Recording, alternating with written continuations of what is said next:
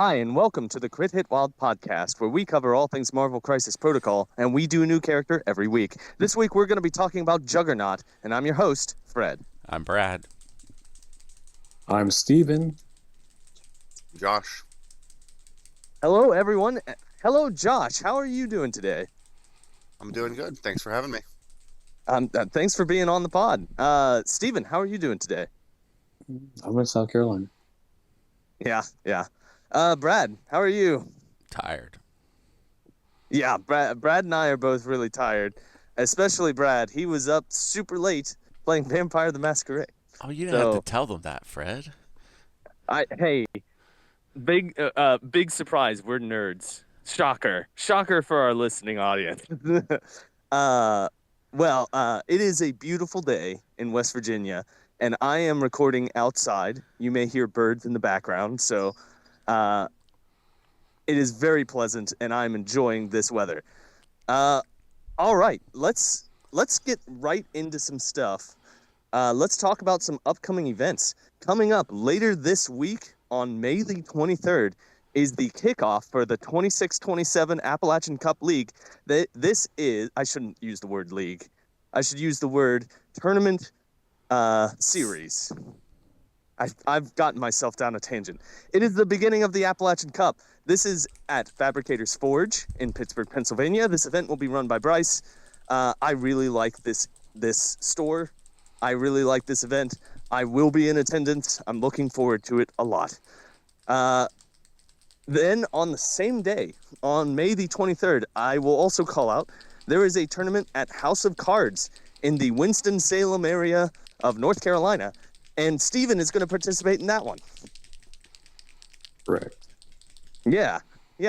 So if you are in either of those regions and you are vaguely interested in participating in MCP tournaments, you should come. Tournaments are fun. They're always fun. I enjoy participating in them, and I guarantee you will too. It's a cool crew, and you should play. Then on the 30th of May, there is a tournament at Recess Games in North Olmsted, Ohio. This is a very nice store. I believe this is just a local tournament. This is not affiliated with the Appalachian Cup, but you should still come out. It'll be fun. It's a good group that plays there. And then I'm going to start calling this one out. On June the 20th, the next tournament in the Appalachian Cup series is at Lost Legion Games and Comics in South Charleston. That is June the 20th. Come on down. We will be hosting everyone, and it'll be fun. I always enjoy it when everyone comes to our location to play, mostly because it means I don't have to drive 3 hours. But, hey, there's some benefits to being local to the tournament. Okay, those are the upcoming events. I don't believe we have any news out of AMG this week. I think that we're holding out until the rumor is June the 14th 12. for when, June the 12th for when we'll have information about the upcoming character changes. Watching with bated breath to see how this changes the meta. This is going to be a big shift, so we'll have to be ready. Right before the qualifier. Perfect. Yep, I know. Right. Okay, well, I think that we should just hop right into games played.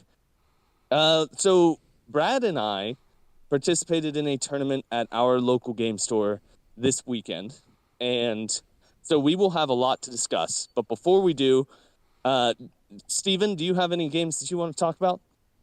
No, just doing board games lately, and I want to say thank you to Miss Tracy and her son Jeremiah, who endured playing a very, very long game of Ark Nova with me on that day.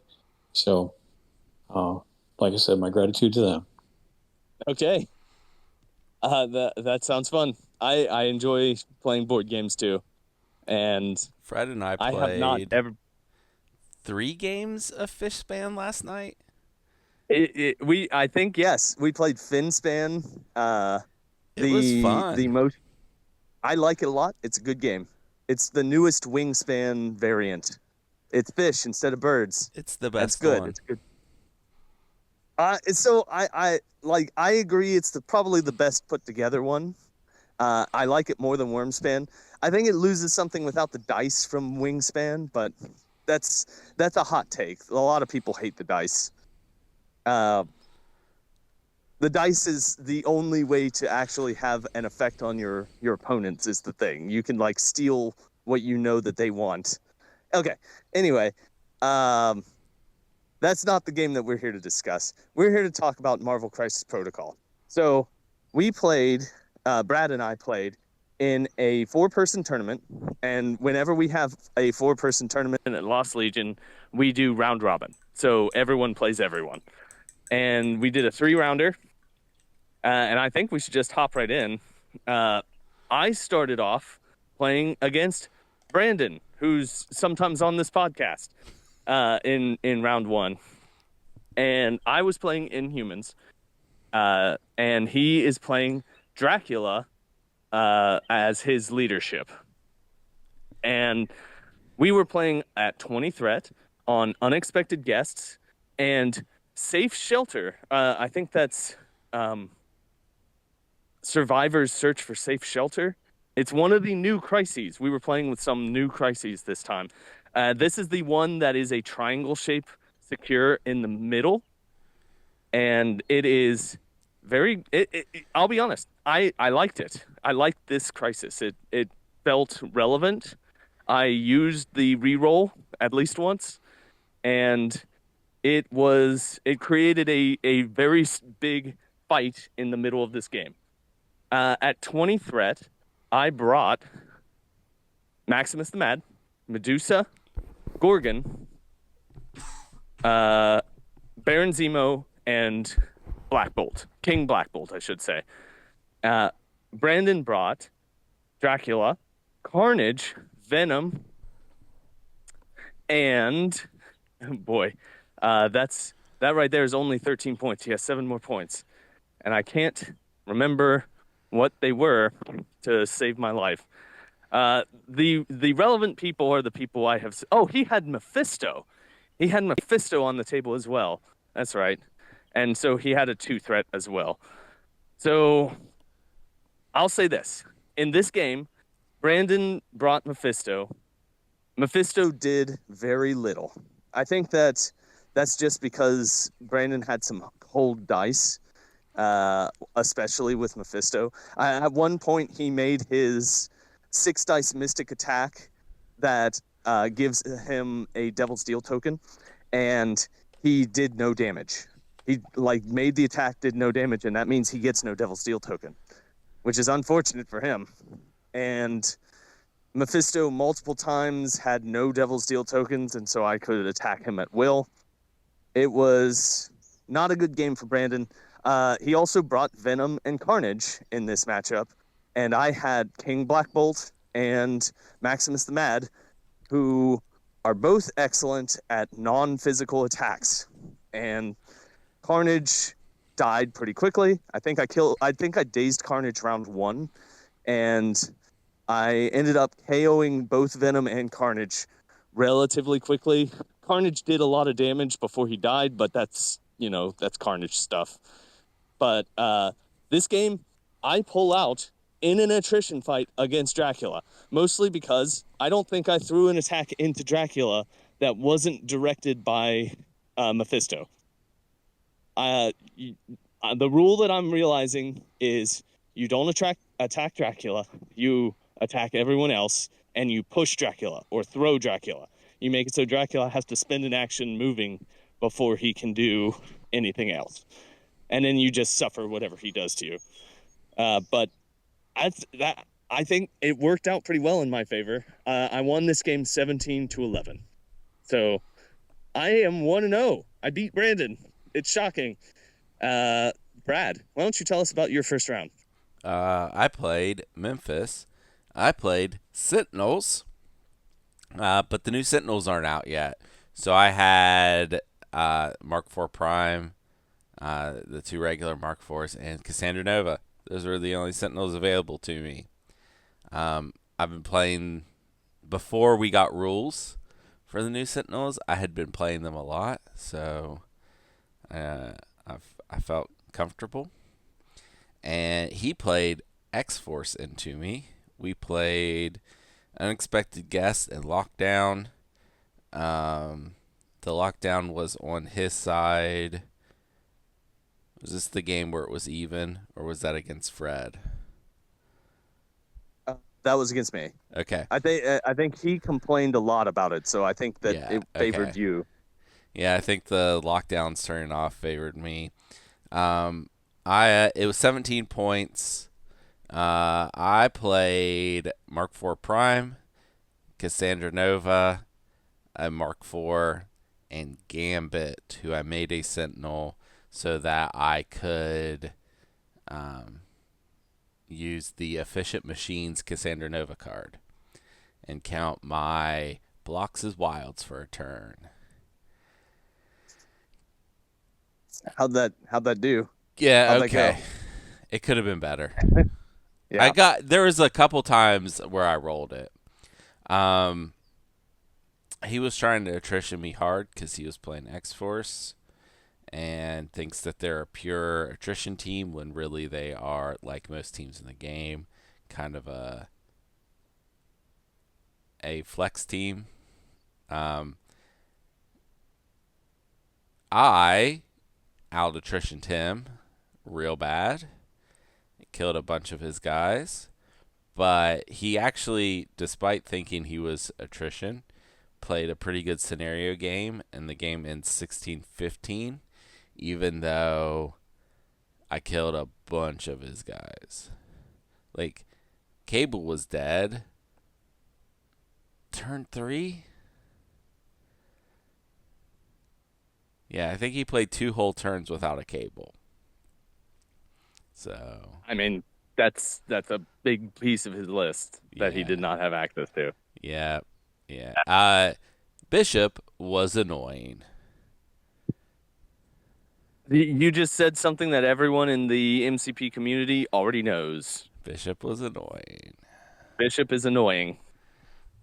Josh, real quick, what are your thoughts on Bishop? He generally makes me sad whenever he hits me. He's as much as I like running X-Men and Brotherhood, he's not normally one I run a lot, but the few times I have seen him, he generally makes me sad. Yeah. He's especially frustrating when he rolls wilds on his defense rolls. That's what was happening to me. Yeah. It's really annoying. Okay. So you win this Yes, round by 1 point. By 1 point. Congratulations, Brad. And we go into the round 2 where the winners are facing each other and the losers are facing each other. So, Brad, it was you and I. Yep. Do you want to talk about this game? I played Sentinels. Yep. This was Jailbreak and Lockdown. And to lift the curtain for those who have listened, Brad and I have played this pairing multiple times with him playing Sentinels, and it usually definitely favors him. Lockdown, he can stand back and shoot me, and I have to come to him, or he's going to get ahead at some point and win the game. And crossing that distance between these crises points it's tough for me. It's tricky because I have to go to him. He's not going to come to me. And yeah.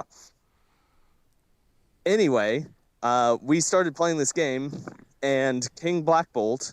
I played the exact same list because we were playing at 20 threat, and I played Maximus, Medusa, Gorgon. Oh no, I didn't. I played Karnak, Zemo, and King Black Bolt. The reason I brought Karnak is because Karnak, I believe, is able to displace a Sentinel. Weirdly, his wild push on his builder is not size restricted, so it can push you. And so can King Black Bolt. King Black Bolt can throw a Sentinel with the Wrath of the Midnight King spender. So I those were my played. yeah. Yeah, I played the Mark IV Prime, two Mark IVs, Cassandra Nova, and Nebula. Oh yeah, Nebula. God. uh, so this game, I start this game off. I think in round 2, I spike hard into one of his Mark IV Sentinels, and with Black Bolt, and I think I dazed it in round 2. I think I spiked really high with one attack and got it taken out, which put me in a much better spot in this game than I was expecting to be.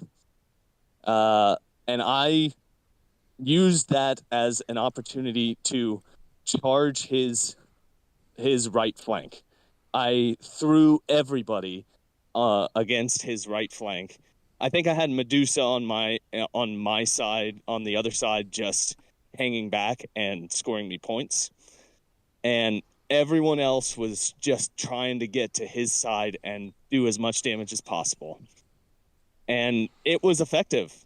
I uh, I figured out the way to deploy Karnak really well is have him back and use meditate so that he's sitting on 3 power.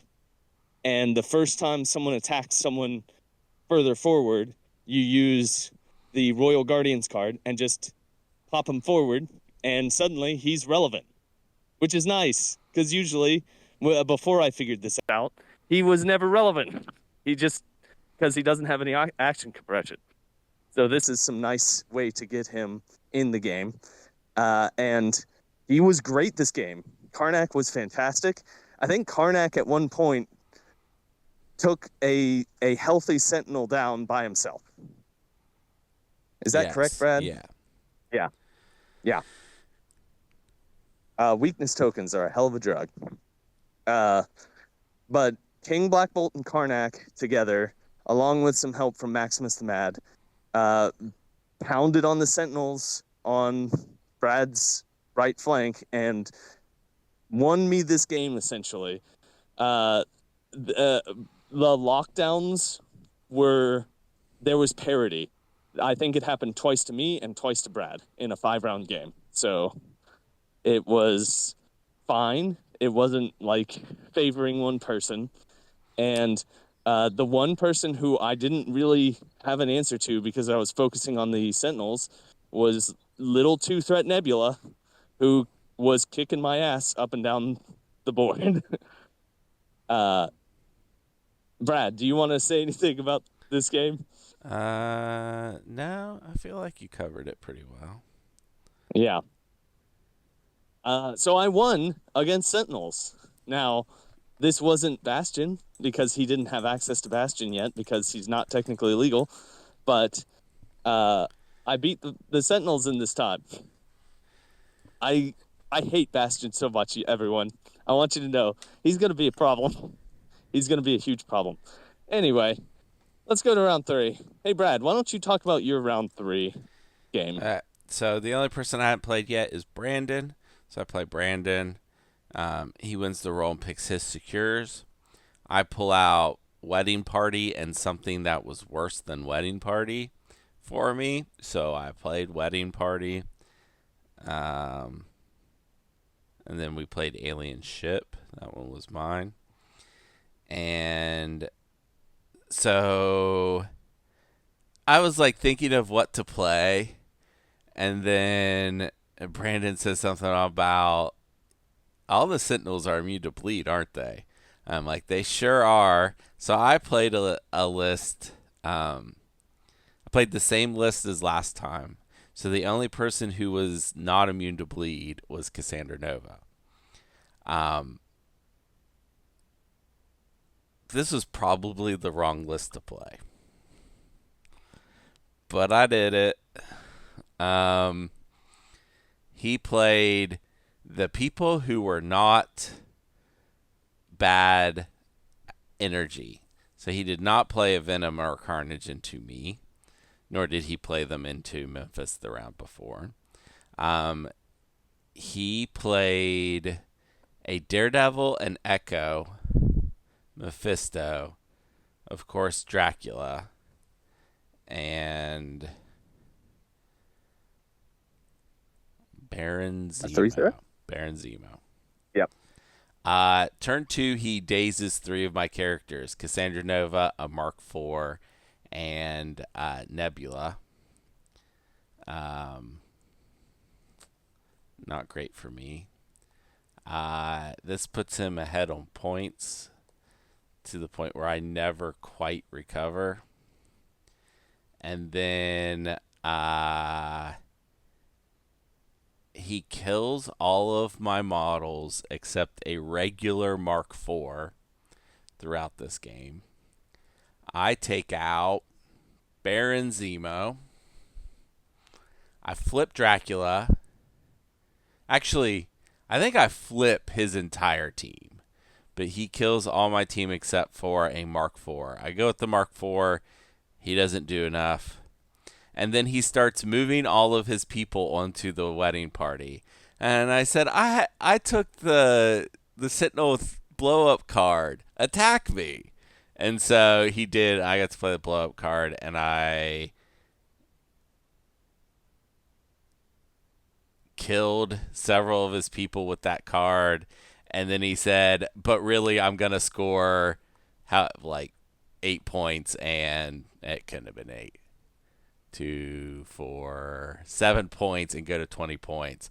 I'm like, I guess that's fair. And so he beats me 20 to 10. Oh man. So he's playing an even attritionier game than I was.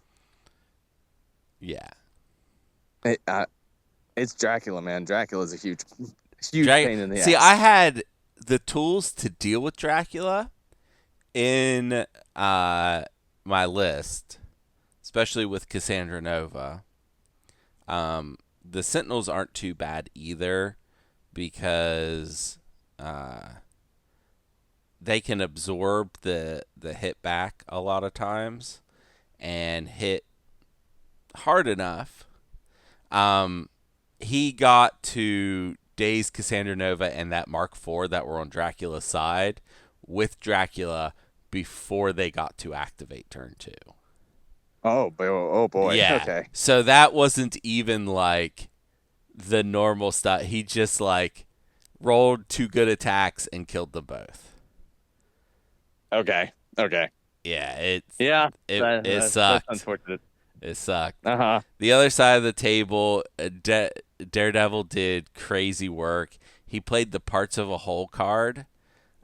Just on Echo one turn, the turn after she flipped, but she was standing there counting blanks, holding an objective, and I couldn't do anything except just pull her off the point.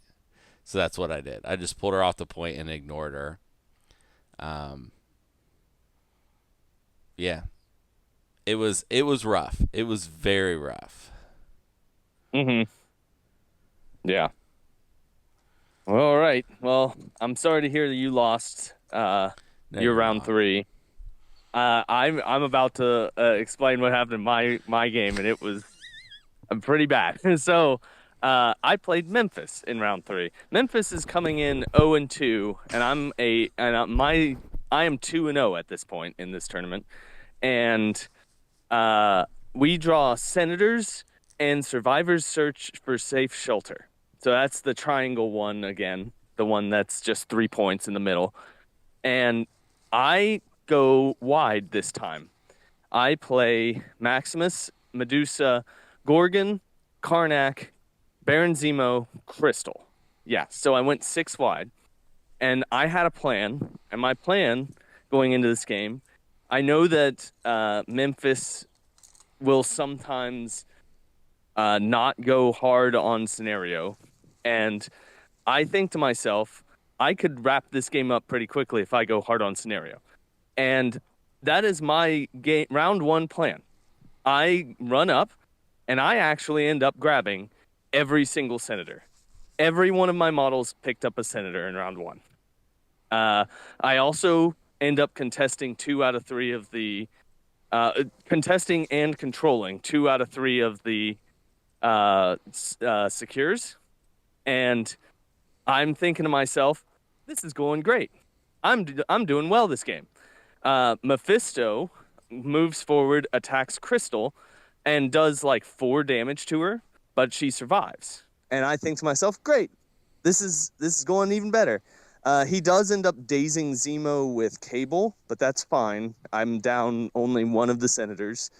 And then he does a card as after he shoots Zemo with Cable, which is a choice where it's like you either take no damage from this attack and Mephisto gets to permanently increase his number of Devil's Deal tokens by 2 for the rest of the game and gains 2 Devil's Deal tokens, or it happens normally and Mephisto gets to activate again this round. And I'm thinking, I need to score every one of these senators. And so I choose that one. I choose that. No, I choose the other one. I choose that Mephisto gets 5 Devil's Deal tokens for the rest of the game. And I don't take any damage from the attack that Cable shoots into Zemo. This is my undoing. This is my undoing in this game. Round 1, I score 7 victory points to Memphis's 2.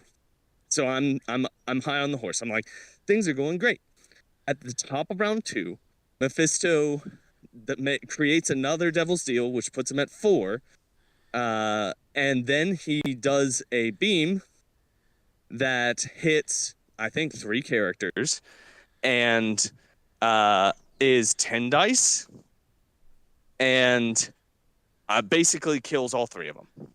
And I'm like, uh-oh.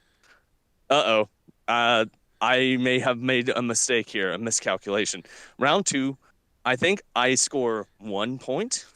I think I scored 1 point in round 2 because the rest of his team also ends up dazing a lot of people.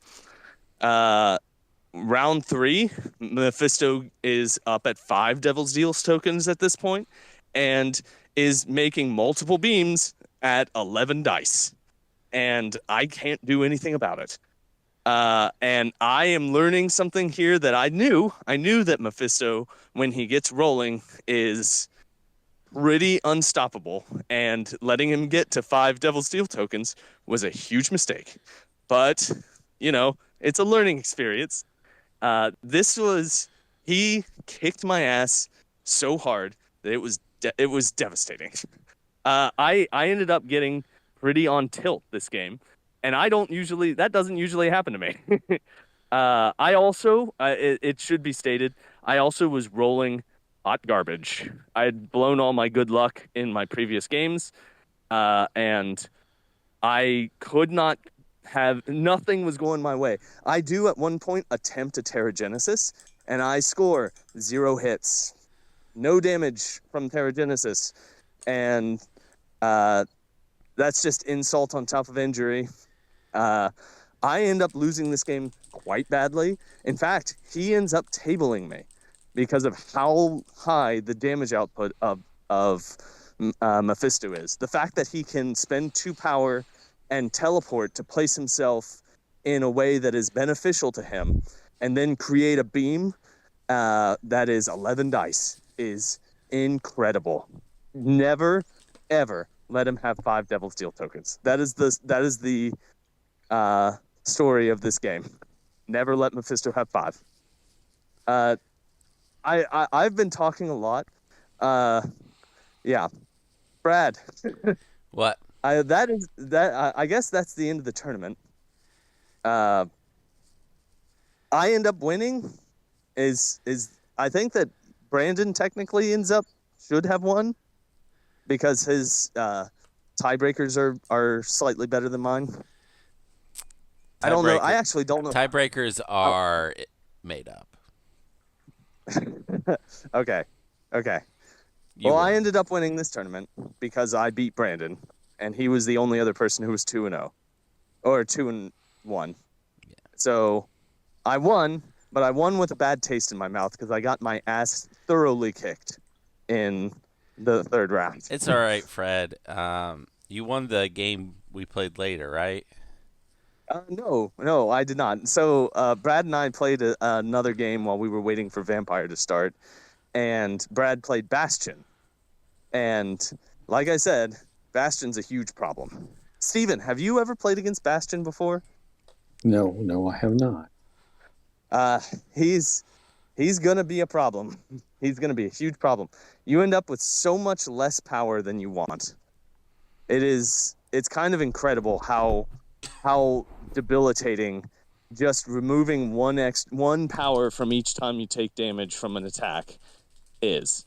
I guess if he's going into King Black Bolt, who is a threat value of 6, I get 2 less power than I should.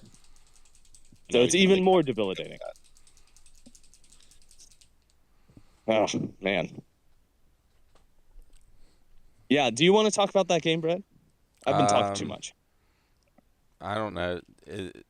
I know on Thursday I tabled Memphis. I don't think I did. Did I table you? No, right? No, Okay, you didn't table me.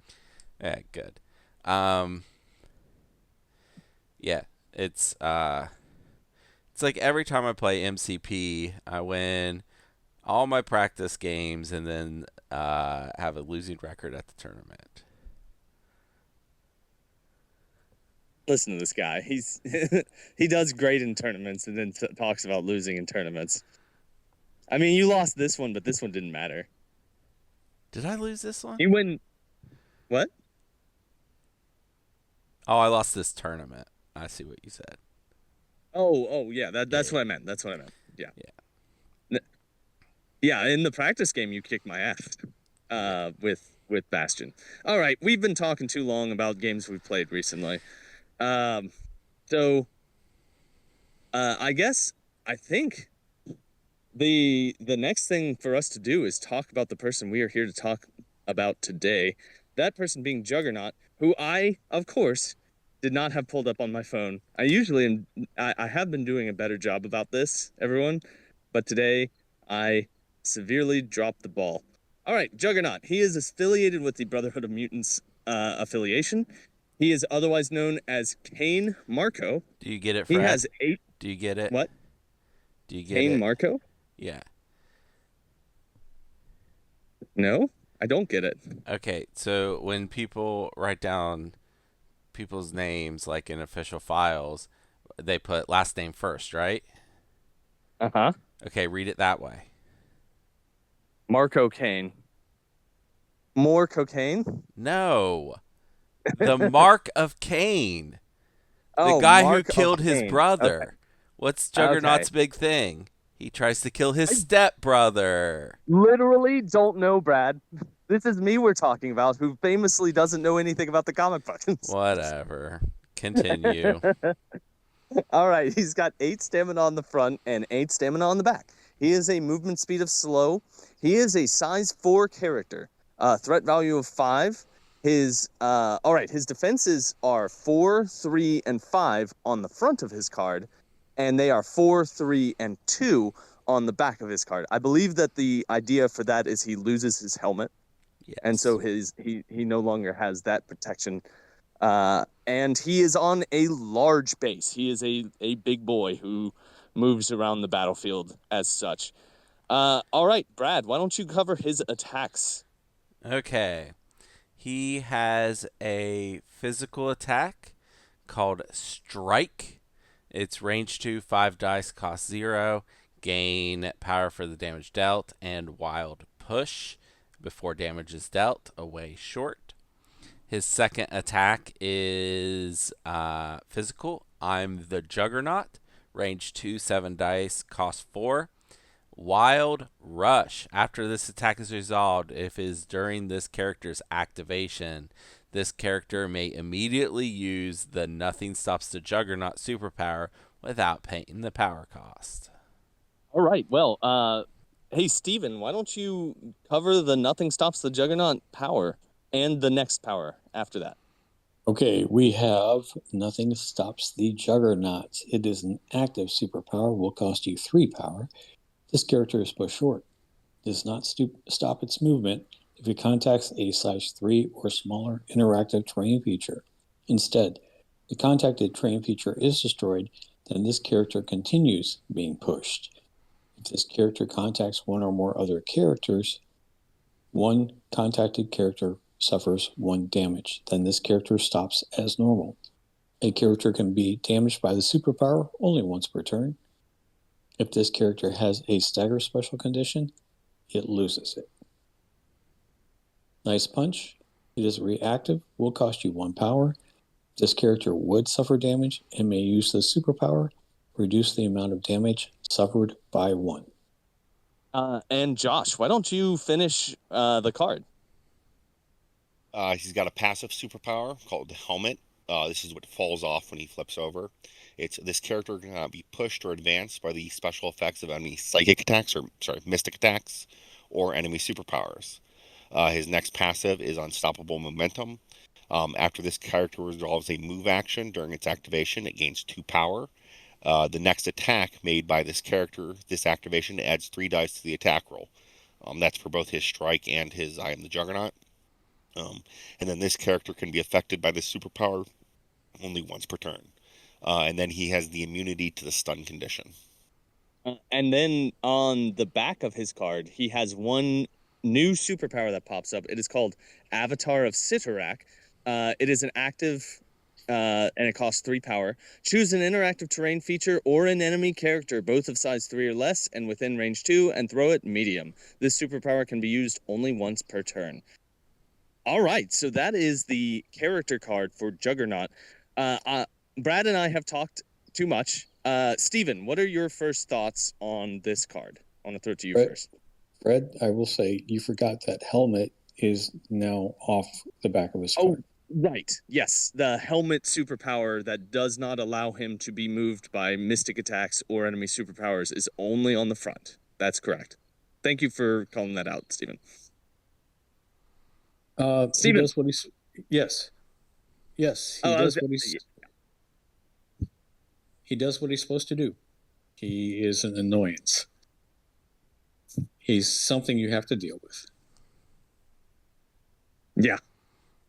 Yep, he's huge. We brought Josh on because Josh is an expert with Juggernaut. Josh, you play Brotherhood of Mutants predominantly, and pretty often you bring this guy. Is that correct? He almost has to be in every Brotherhood list, especially if you're running Magneto. Even if you're running Mystique, he's got to go in it because his Unstoppable Momentum ability allows you to start Magneto's superpower or leadership, which allows you to get energy when you destroy stuff. Yeah. He is an amazing model. I think he's one of my favorite in the game. The issue and the trap I fall into him with him sometimes is he doesn't hit as hard as you think he does. Funnily enough, his real job is to pick something that's important up, and he will not lose it as long as you have power to Nice Punch, unless, if they spike. He's hard to move when he's on his front side because of his helmet. He's big, so he's hard for a lot of people to throw. And very importantly, that nothing stops the Juggernaut. You can continue to use as long as you have power. While you can only hurt one enemy once each time you use it, so you can't bump into somebody 3 times, you can use that superpower as much as you want and ping pong and hit a lot of people. He can very easily, if he's got enough power, slide from one end of the table to the other end of the table.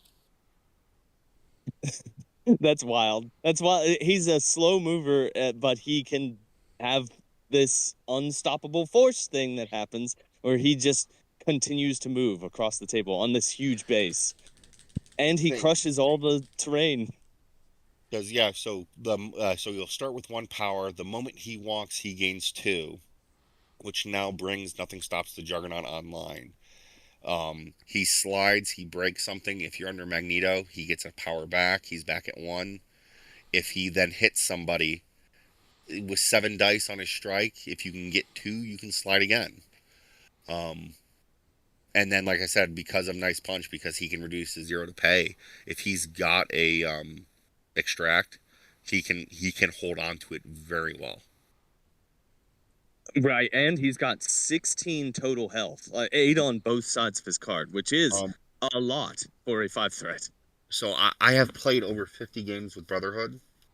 Mm-hmm. Um, they are my main faction. They are the faction I love the most. He showed up in the majority of them. I can count probably on one hand the number of times he's ever flipped, let alone ever died. I can It's act say, from my experience, I genuinely didn't know he had a throw on his card, it's just one of the because things you that never see it back. I very ever rarely ever get to use it, and it's actually a Uh, very good thing to have. But it's just right, he doesn't normally get there. it's a character throw too. It can throw. Is it size 3? Yeah, Size size three, 3. yep. Yep. So it's a Into great throw. yep, yep. Yeah, medium throw. Oh man. Too bad it's only on his back, so it never gets used. Yeah. I, lo- What? I like the nice punch reference. That's actually a reference to a comic book I read at one point in time. So I assume that he gets punched once and says "nice punch." I don't know the yeah, reference. Captain Britain punched him one time, and Juggernaut just stood there and said, "Nice punch." Oh, okay. Fitting, fitting for this guy. Yeah. Brad, what are your thoughts on Juggernaut? Uh, I mean, this is gonna become very clear when I do the comics section, but Juggernaut's one of my favorite characters from the comics. Just strangely enough, I just really like him, and I think that they did him very well for the game. He's flavorful. He's fun. He's good. He's on first glance, he seems very straightforward. You move, you punch somebody, you run into them. But there's like a lot more that he can do with just that kit than you would think. I played a game. It was at one of the qualifiers for LVO. That's what it was for, a qualifier for LVO. And it was on a D scenario. And Juggernaut was going between my home D and one of the side Ds, just back and forth, getting a hit in each time. And with other people attacking at those points, he was finishing a model off every time. So, like, I'd attack with whoever on that point, couldn't quite finish them off. They got my character. Juggernaut moves, slides, punches them, takes them out, is now winning that point. Just back and forth the whole game. And it was fun, um, and memorable, and he also pretty much guarantees in Magneto that you can Asteroid M turn one. Um, Yes. if he just double moves, he can either interact or pick up a point, and you can uh, still Asteroid M that turn without ever interacting with the opponent. Just double Okay. move to get wherever you want Uh, Magneto to be.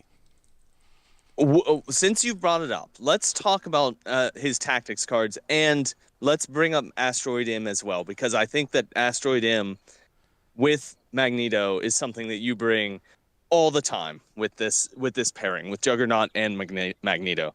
So Asteroid M is a tactics card, Brotherhood of Mutants affiliated, active. Two Brotherhood of Mutants characters may both spend 2 power each to play this card. Place one of the two characters not holding an objective token within range 1 of the other character. So, Josh, what does this allow you to do? It's the Magneto delivery system. It means Juggernaut generally walks up, either walks like Brad was saying, or walks and slides over something. So turn one, you break a train piece. Magneto already has 2 power because of his things. Juggernaut can get 2 power, and then it's whenever it's ready, or you always have the threat available just to teleport Magneto into the middle of the field. And depending on what you run over, if you're running a lot of actual Brotherhood characters, so like I like to run like Rogue, Emma at 19, and Juggernaut and Magneto is my favorite 4. But if you get a good piece of terrain, when you break it, that means Magneto potentially can go to all 3 characters, depending on what happens in the thing. But it means, yeah, basically it means that Magneto can be up the board turn 1 if he wants to. And that is quite the strong. This is a great round 1 attrition attack. This is like you get 2 heavy hitters getting good attacks at the midline pretty consistently. And especially that, because if you're Brotherhood, you're generally playing, like if the way I play them, you're playing a lot of expensive characters. You're playing very tall. Mhm. So they move up, grab a middle, you know. Juggernaut can slide up or move up, probably grab another one. And then when Magneto's ready, Magneto teleports to him. Depending on who it is, 2 attacks from Magneto is incredibly dangerous. He can probably kill that guy and steal their or daze that guy and steal their point. And then when you probably will have priority next turn, Magneto can just kill a character turn 2. And like I said, Juggernaut is an amazing piece to start setting up you getting up the field and start killing people. Mm-hmm. Absolutely. It is quite the effective combination. Having had it used against me in the past, it really shuts down whatever plans that I have in round 1. It makes you really have to change up what your plan is, at least.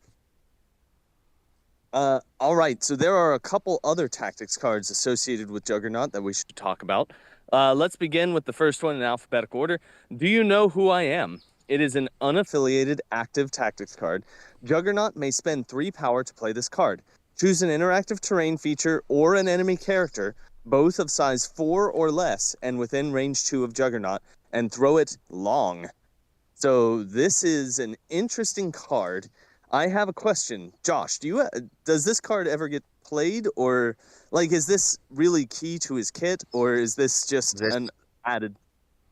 This card is almost always stapled to Juggernaut, I find. Okay. If you are bringing him, he is taking this card. The ability, because you were talking about Dracula earlier, right? Mm-hmm. Because this card is not required to be played on Juggernaut's turn, right? You can pick somebody else to go and then have Juggernaut throw somebody, right? So you can Holy throw crap! somebody to a character, or like we were talking about Dracula. Dracula comes up into the middle, and Juggernaut goes, "I don't want to play with you. I'm just going to throw you away. I'm going to throw you long." And then because if you angle it right, it's size 2. You're throwing from the character. Like you can throw them quite a bit, or you can throw them to a character you want to kill, or on occasions I will kidnap people with it, right? Juggernaut will go forward, pick somebody up, throw them back to where maybe Magneto or Emma are standing, and then they'll kill them.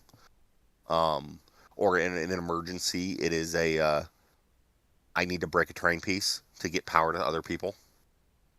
It's got a lot of interaction, and it pseudo gives Juggernaut his flip ability on his front side.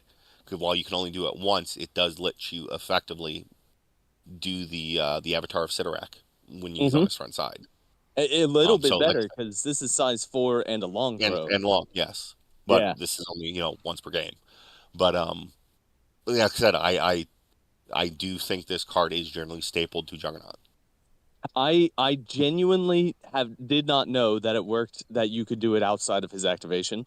That changes it a lot. That actually is an amazing ability Yeah, that it it unlocks. just has to be his turn. Because it also means someone can move onto a point to contest it from Juggernaut, and then it's okay. Well, I'm going to throw you off, even though Juggernaut's already gone. Mm-hmm.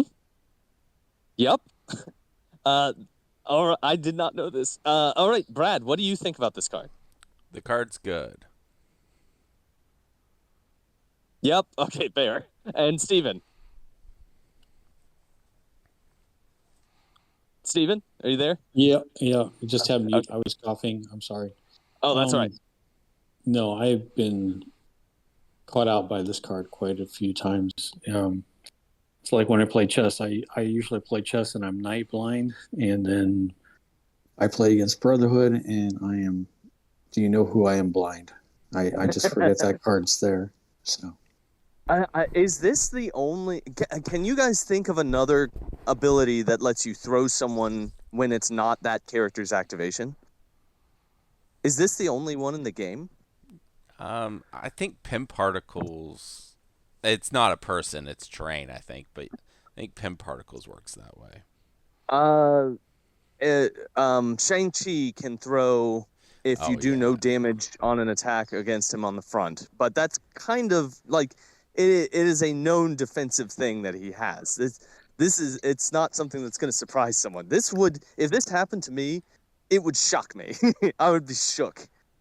The only one It, I it, can kind of think of is Heroes for Hire, but that's a reactive. You hit me and I live, and I can yeah. throw you. that's Pim that's true. Particles That's another one. is Pim Particles is terrain, but it doesn't have to be their activation. So You're right. yeah. So there are a couple. There are a couple. You're right. That doesn't displace a Uh, character, but it could take out the character. Maybe. mhm. Okay. So I think the consensus is you take this card. Do you know who I am? It is a very good card. There is another card called Making a Ruckus.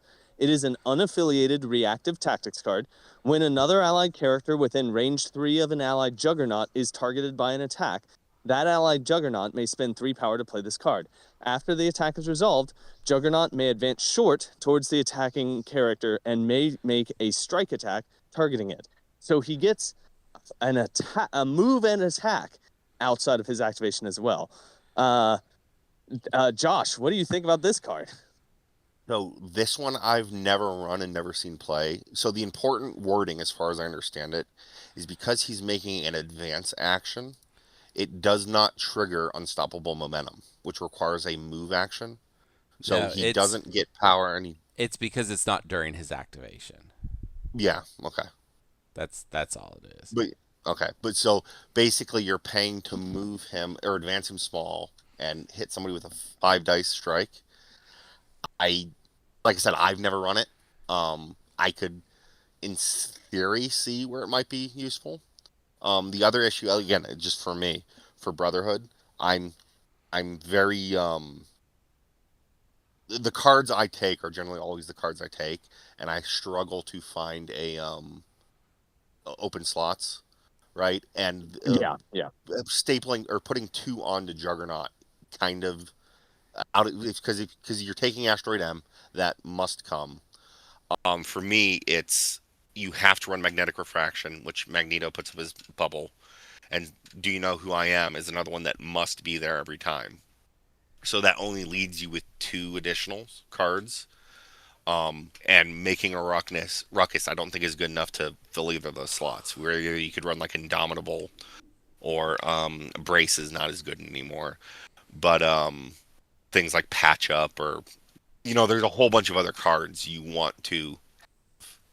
And even if you're unaffiliated, I would always consider taking Do You Know Who I Am over making a ruckus. Okay.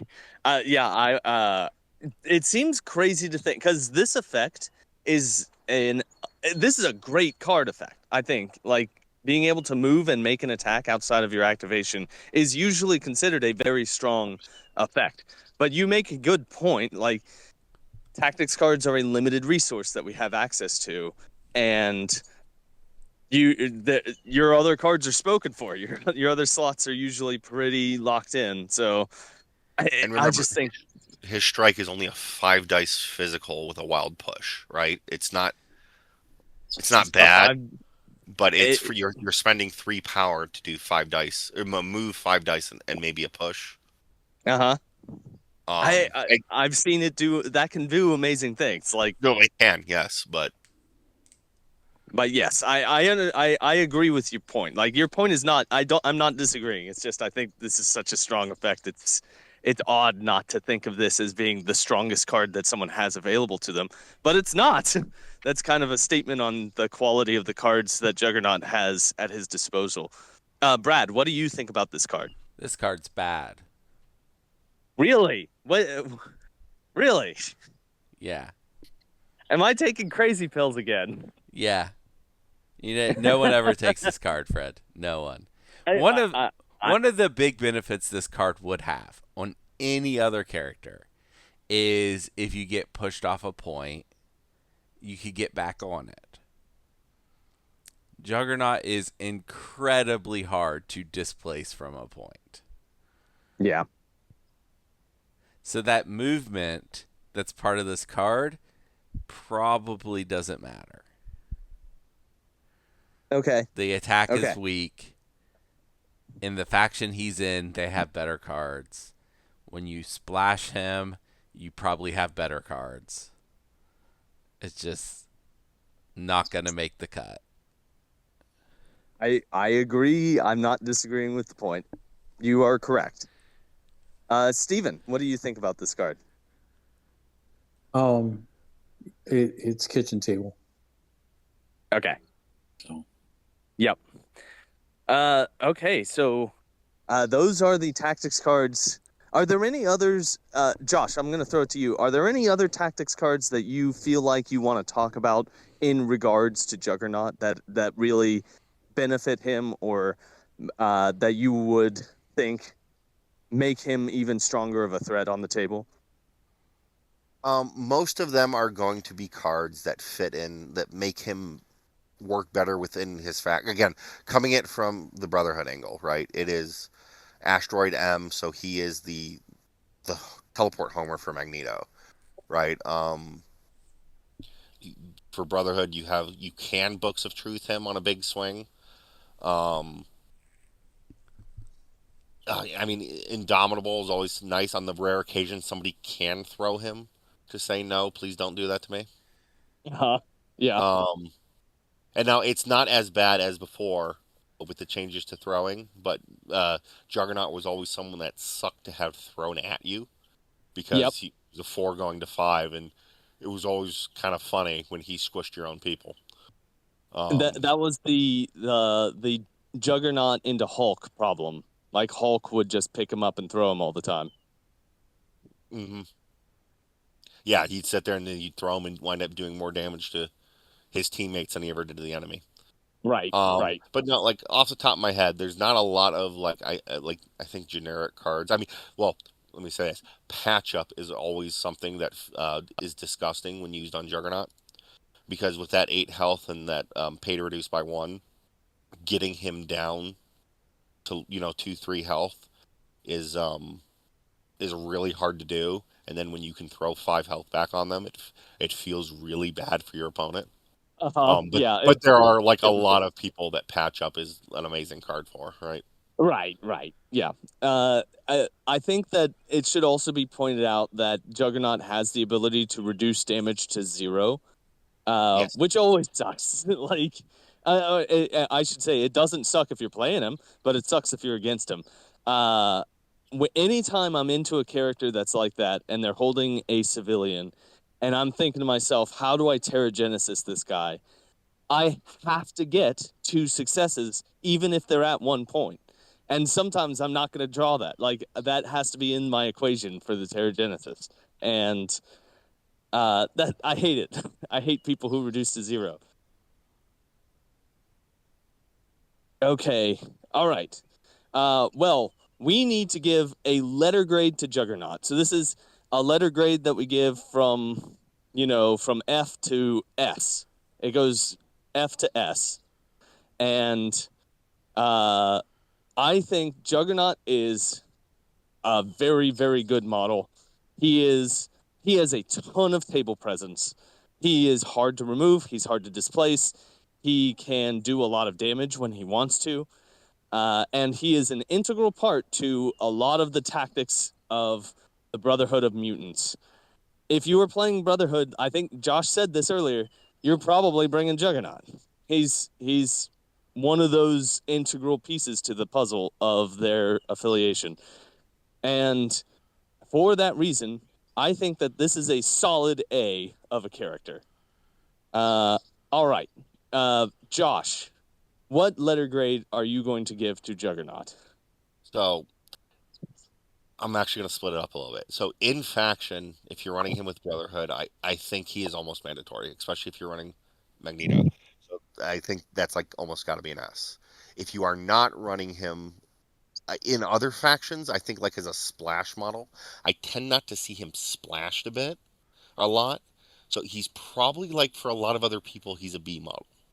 But I think in his own faction, he is an S model, and I think that's something that's you kind of odd. I think there's a lot of models that are an amazing splash model, better than there are in their own faction.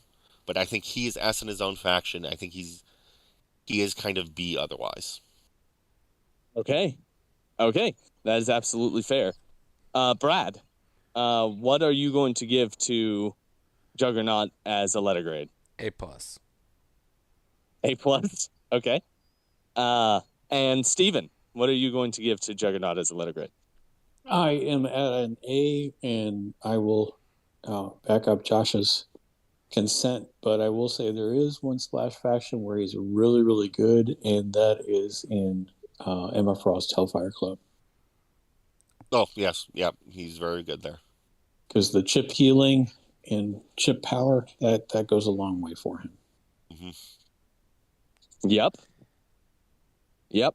Also, that affiliation, that leader, that power that she has is amazing. All right. Well, so that is our take on Kane Marco. Brad, do you have any comic book recommendations that feature this guy? I sure do. I love this guy. I guess strap in. This is a longer list than normal. Okay. X-Men 13-14. Oh, that's actually 12-13. I forgot to fix that. I guessed it was 13-14 and then I looked it up and it was 12-13.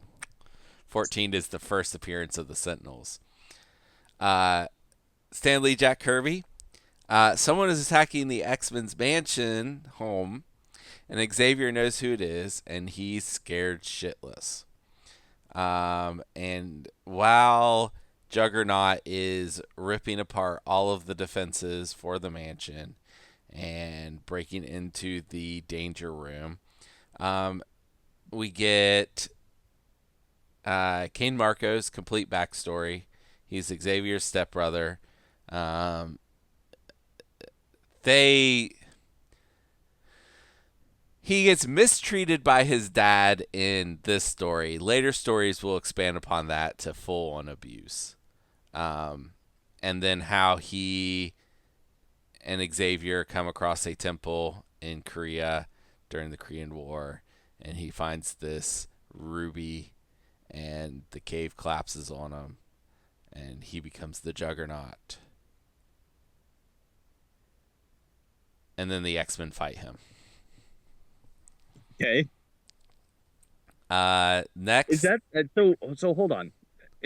Are his powers not from him having an X gene? No. Or no, is it? No.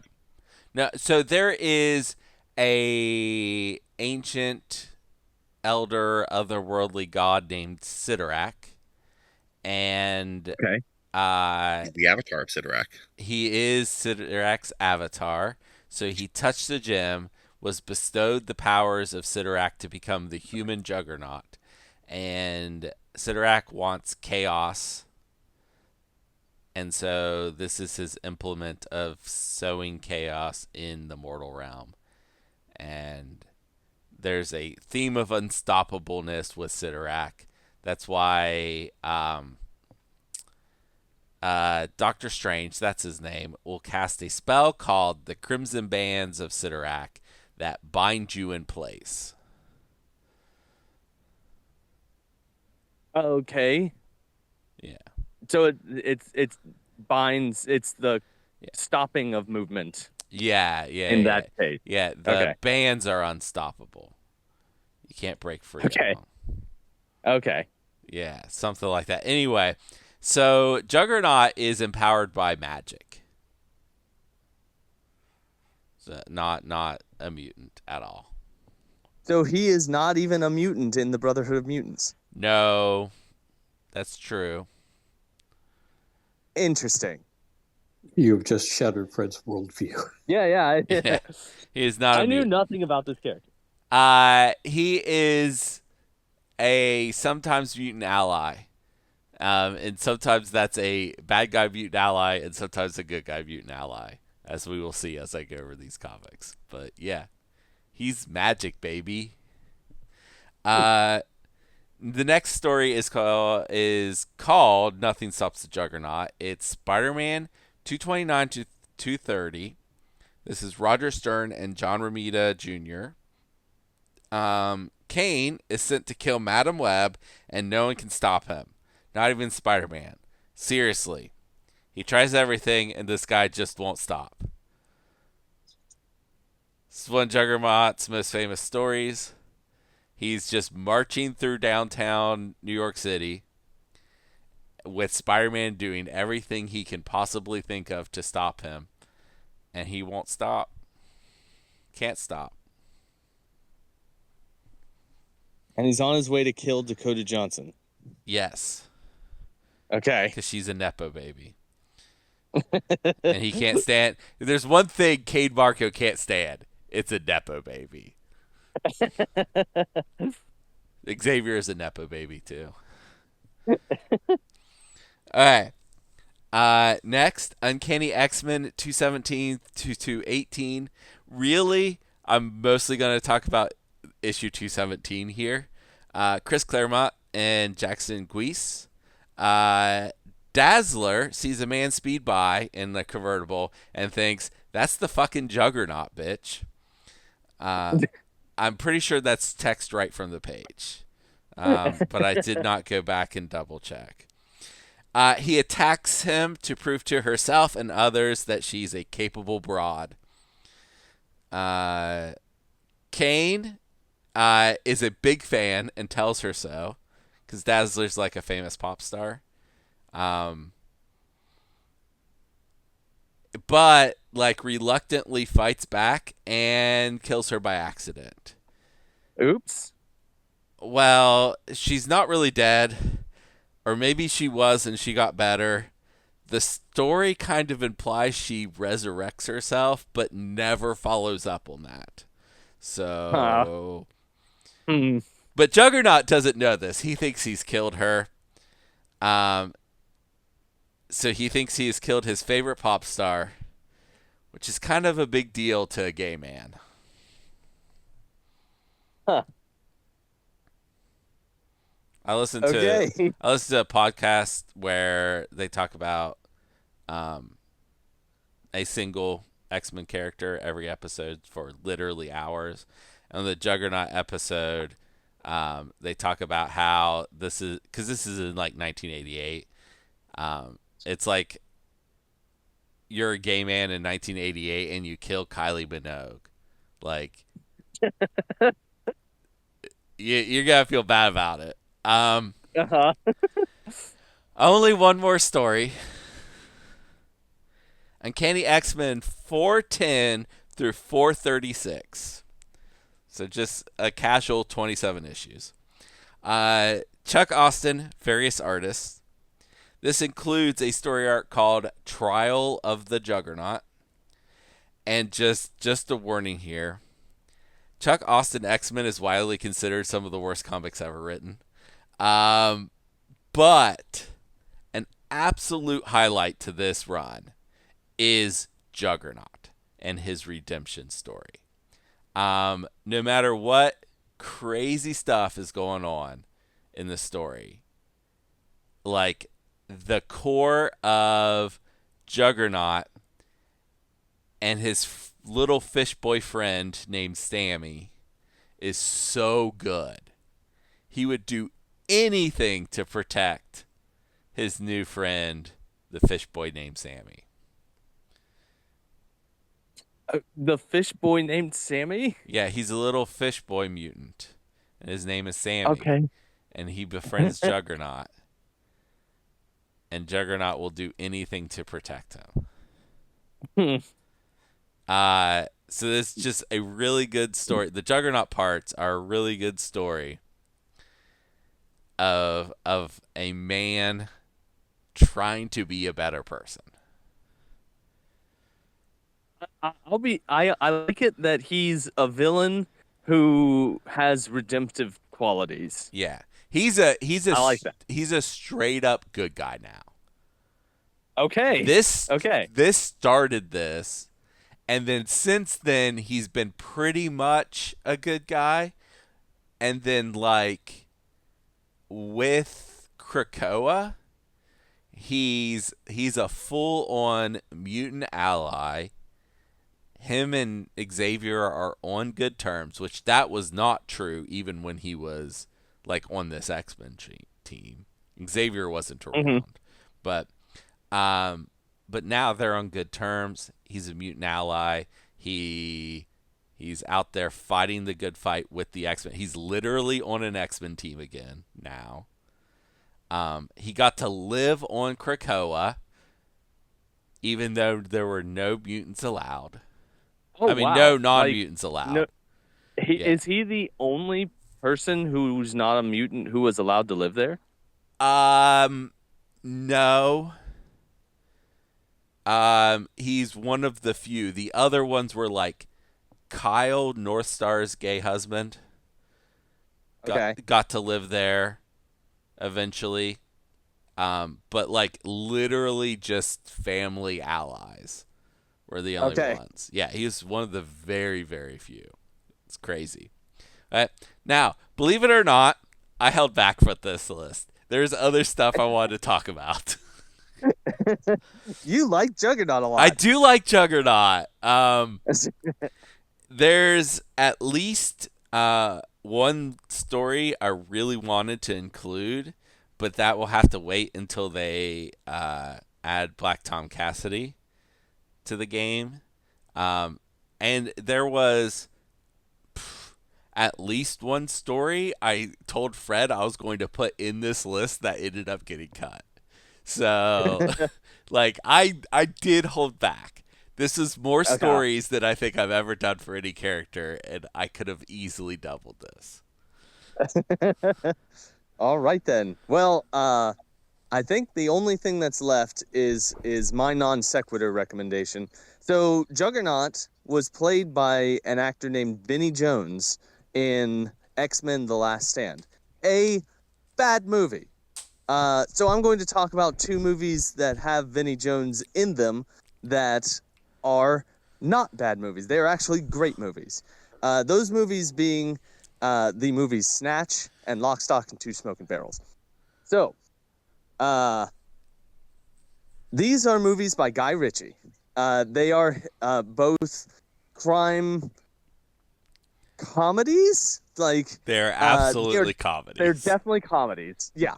I gotta say, I do love both these movies, especially Snatch. Like, I watched Snatch at just the right time, and it is a wonderful depiction of a comic depiction of British crime at the time in the early 2000s, I should say.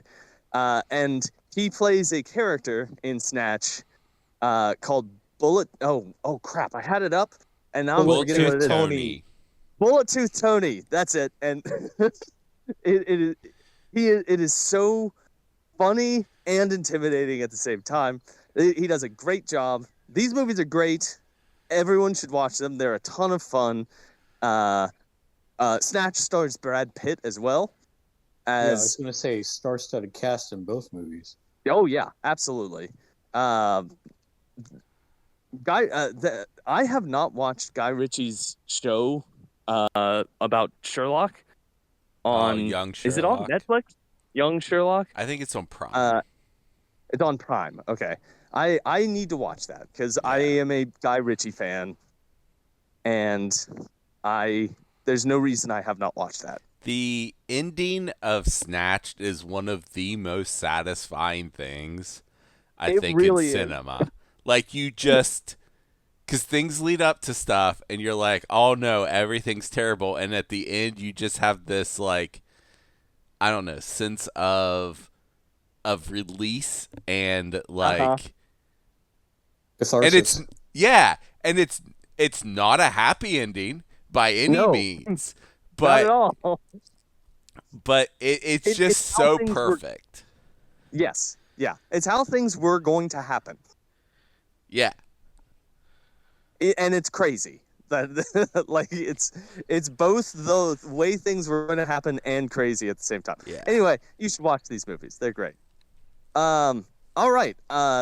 That'll do it for our show today. I want to say special thanks to Josh. Josh has been a member of our community for a long time, and I see him whenever I travel for these events, and it's nice to have you on the pod. I'm glad you joined us today, talking about a character that you know quite a bit about.